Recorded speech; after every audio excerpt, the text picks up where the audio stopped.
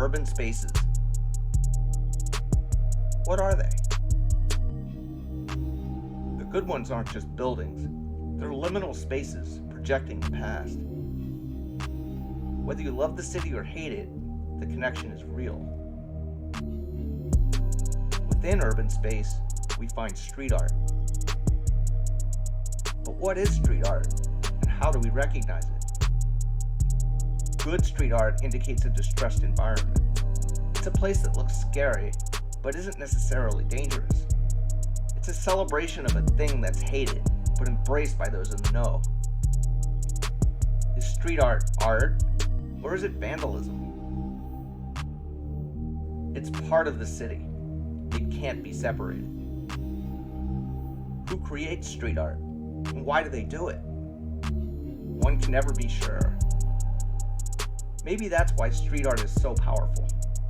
It lets us imagine that we're dangerous, creating under the cover of darkness, and then vanishing before the first light of dawn.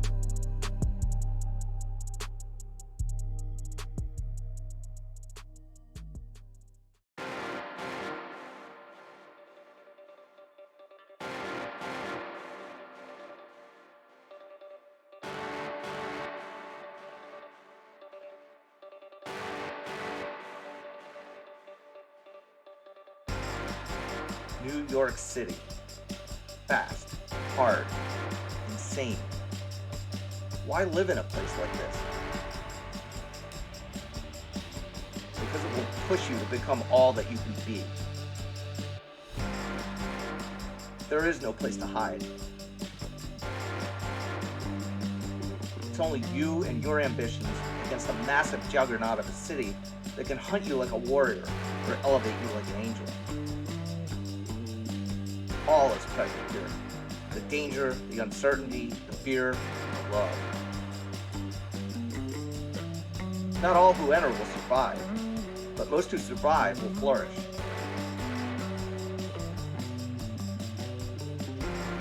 Street art in New York City is edgy.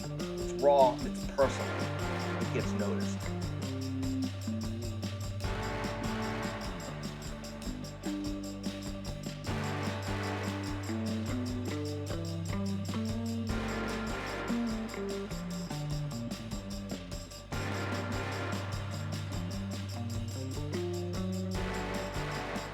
The city couldn't exist without its trains. Uptown, downtown, local, express, missed your train, stood there forever, crammed, empty, muggings, guardian angels, tiles, tunnels, turnstile jumpers. Anywhere, anytime. The trains unfetter us from our cars and turn a journey into an adventure. The adventure could be memorable or mundane. It could be safe or dangerous, good or bad. The train just is. It may or may not benefit anyone. The train doesn't care. It just pushes on and shows you the world, whether you're ready to see it or not.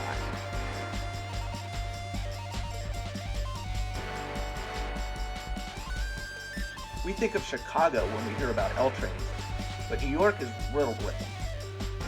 Most L's travel to places that tourists will never see. They snatch up people from different neighborhoods and cast them into a single space where they must learn how to work out their differences.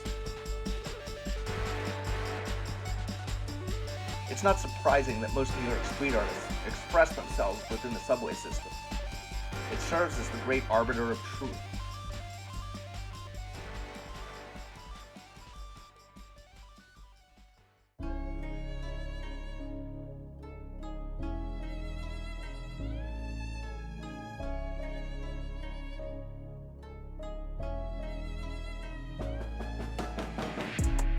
This is the New York you know. The tourists, the Wall Street bankers, the billionaires. The tall buildings, the smell of food trucks, the people who always seem to be in a hurry. Everything crammed onto a sliver of land. Everything reduced to a blur. It's impossible, yet unstoppable. Put it up, tear it down. You'd think there were no old buildings left to see, but you'd be wrong. The street runs deep deep in Manhattan, from Harlem to Washington Heights, Chinatown to El Barrio.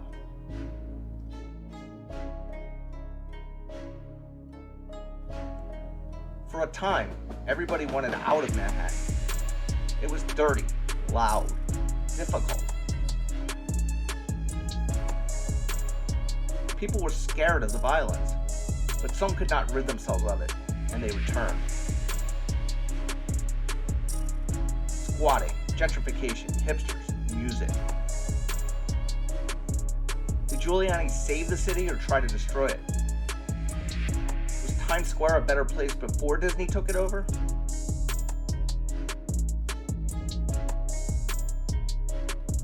Manhattan's ever-shifting landscape is art, and it remains relevant as long as it remains unique.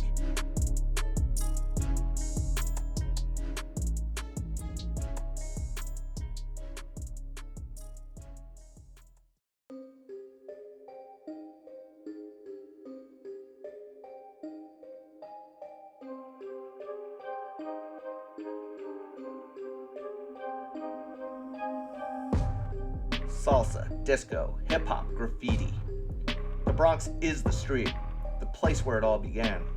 A dark, hilly chasm of tightly packed buildings, concrete and steel oozing over cliffs to fill every available square inch of space, hidden from Manhattan's skyscrapers in a place that no one would think to look. Imagine a place where whole blocks burned to the ground as the nation watched. Blackouts, rioters, arsonists, muggings. Is it real? For a time, the South Bronx was wild, exporting street culture to the world. But hidden beyond its ghettos are mansions, parks, rivers, streams. It's more diverse than you could ever imagine. What came of the South Bronx, a place that stunned the world with its unrelenting demise? It stabilized without gentrifying. It filled with a cautious optimism. It found an uneasy peace. That's not how it's supposed to work, but that's what happened. How does one make sense of it all? One does not. It's impossible. Take it for what it is, a place that should not be.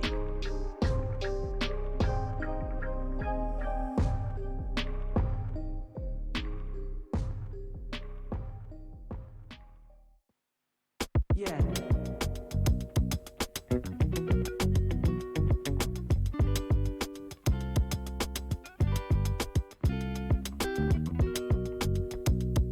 Brooklyn is old school. Gangsters, projects, tension, violence. When it went bad, a normal suburban gal could have bought a brownstone house with loose change from her purse.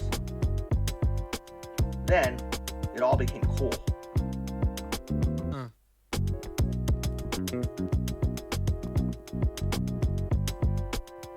Suddenly, that dilapidated, boarded-up brownstone meant something, and it was worth millions. Who could have figured? Crown Heights, Brooklyn Bridge, Bagels, Spike Lee, The Mob, and Coney Island. It's all here, same as it ever was. Only now, somehow, it's different.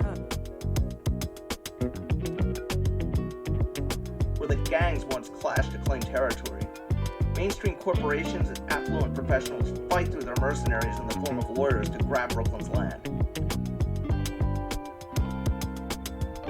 This space has become hollow because nothing like it can ever be built again.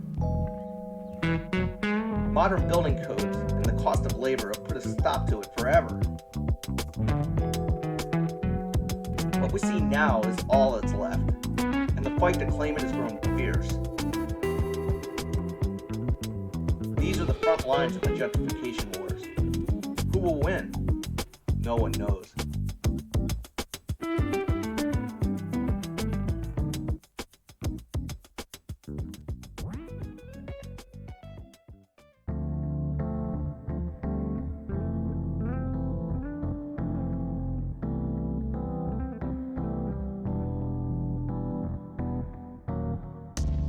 Everyone knows that Queens is the abode of the everyman.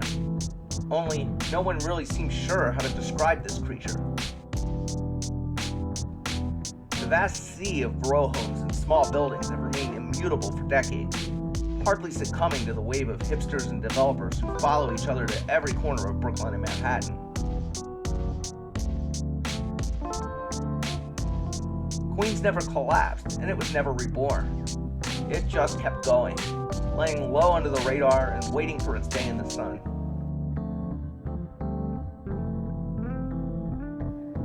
While we may not have noticed, vast communities of people from South America and Asia have come to call this place home. Walking the streets near the 7 train will let one hear hundreds of languages and feel the presence of a mature urban environment.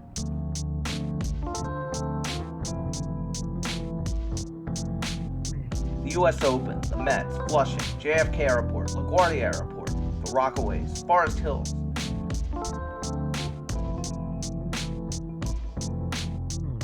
All are part of the national consciousness. None are well known for being located in Queens.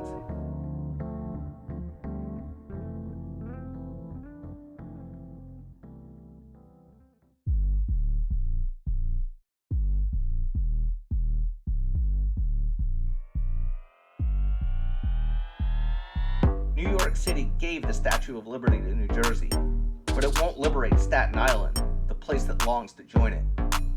The borough of the forgotten, the place for New Yorkers to forget New York. Its insular suburban streets may not draw the eye of international street artists, but that feeling, that emotion, it runs deep in this place.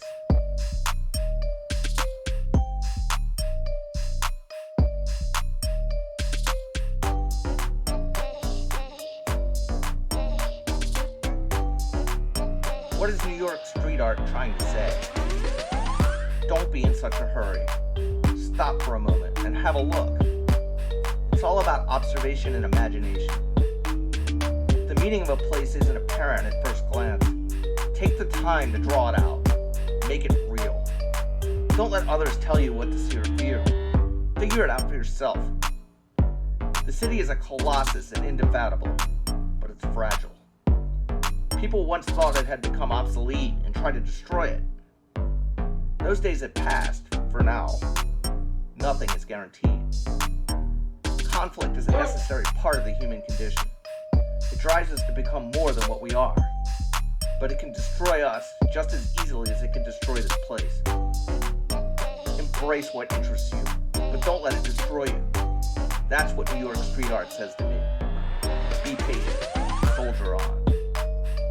Thanks for watching.